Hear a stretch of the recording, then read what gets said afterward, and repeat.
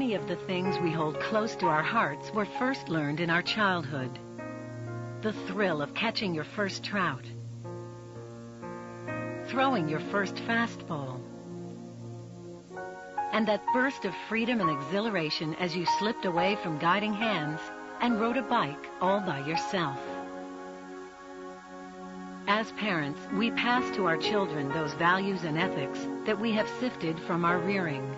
We share in games and activities that we learned as children, and in this ever-changing age of computerization, are taught a few new ones by our children and grandchildren. Being around young children keeps us active, both physically and mentally. In our senior years, we often find ourselves reliving the parenting role all over again as grandparents. And while we might not move as quickly as we did in younger years, we can be assured that with grandchildren around, we will be active. Coupled with other leisure activities, our life will continue to be filled with mental and physical stimuli that are so vital to enjoying life to its fullest. But not all of us are that fortunate. With age comes the increased possibility of disabilities, some so severe that we are robbed of the freedoms and opportunities that we once so enjoyed and accepted as a normal part of our life. And in many cases, when nursing home care becomes a necessity, we become residents of a long-term care system and a shrinking world that exists within the confines of the facility. For those individuals with dementia, the ability to stay active and involved in leisure time activities may not be easy. For nursing home residents with dementia and depression, many think it is nearly impossible. Depression among the elderly is a major health problem.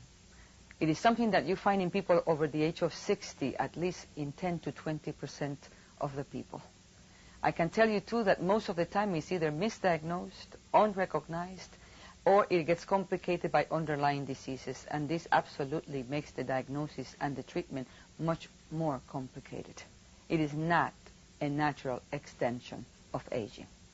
This film is produced so that we can eliminate the misconceptions that are there regarding aging and depression, and somewhere along the way foster an enlightenment and an informed approach to the diagnosis of depression in the people over the age of 60.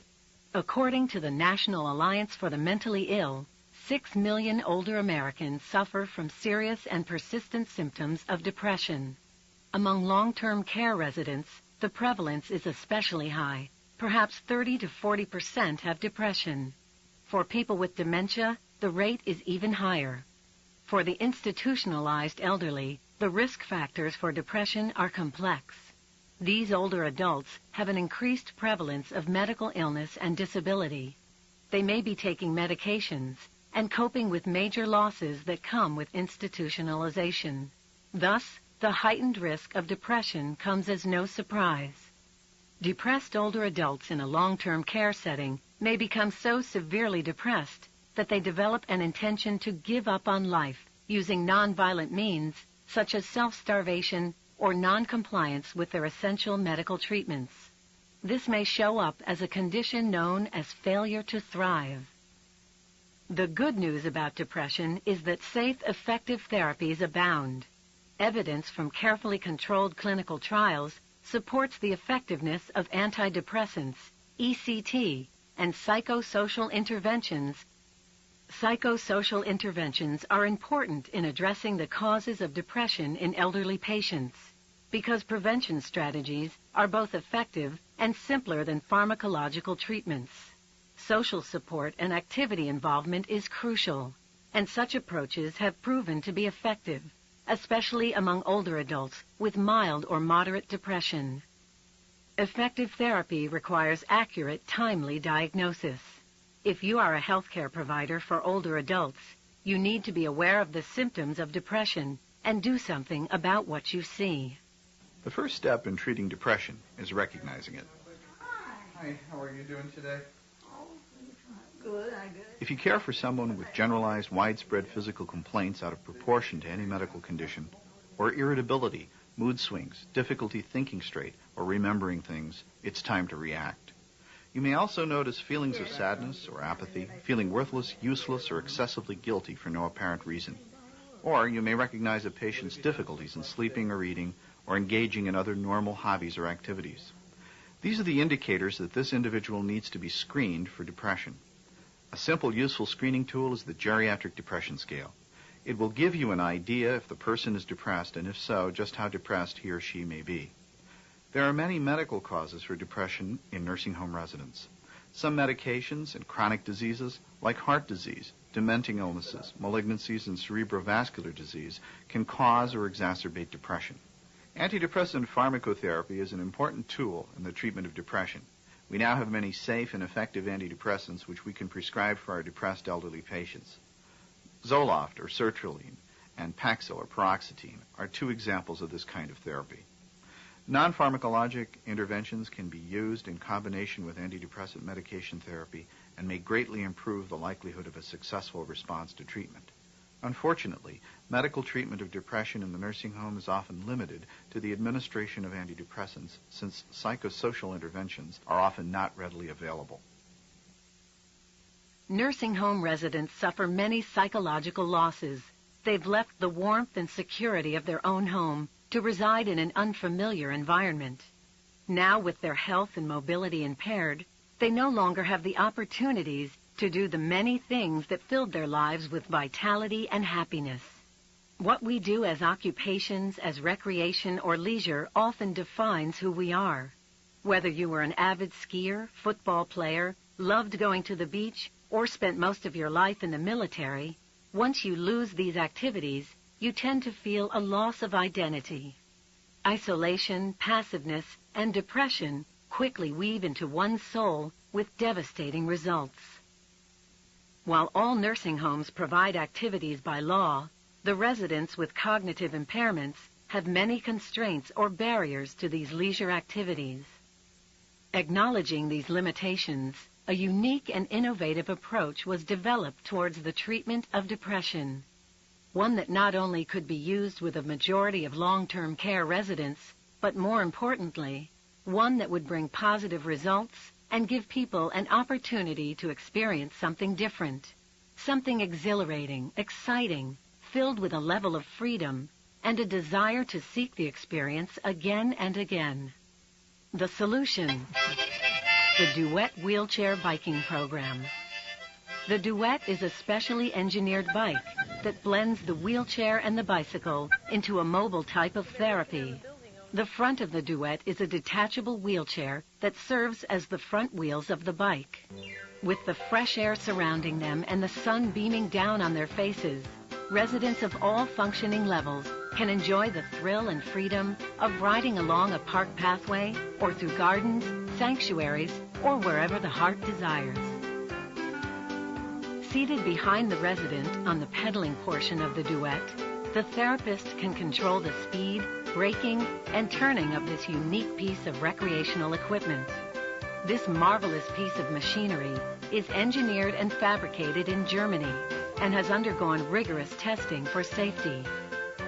With the advent of the Duett bike and the sincere belief in its positive effect on depression, 2 separate research projects were created which linked the disciplines of recreation therapy and nursing with a committed staff eager to provide a familiar but unique way to reach people in need. The treatment protocol is simple. First, screen residents who have symptoms of mild to moderate depression. Ask them if they are interested in participating in the program. Participants are assigned to small groups of 4 or 5. Each session has 2 parts: a group activity or discussion about activities from the past.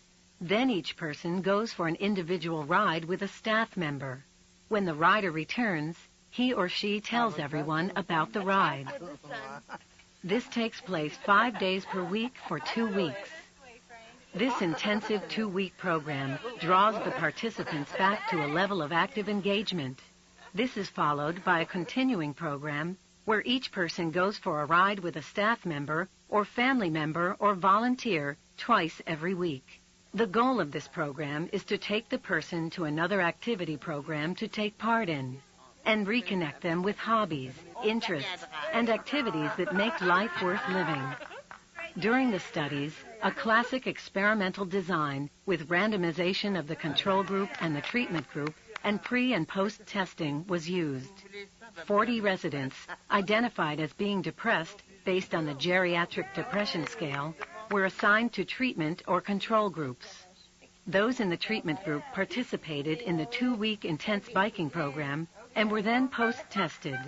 The results in 2 separate studies showed statistically significant improvement in depression levels for the treatment group.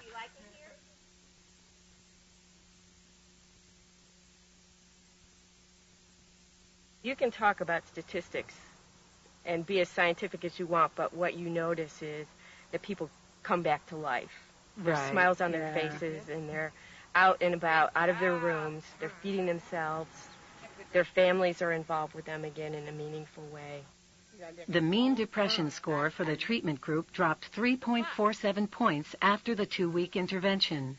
31% of all participants were without a chart diagnosis of depression before we screened them, further substantiating the claim that depression is often undiagnosed.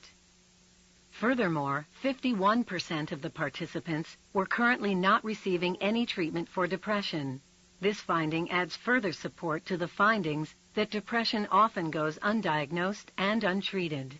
We've had residents that require Hoyer lifts to get them on the bike.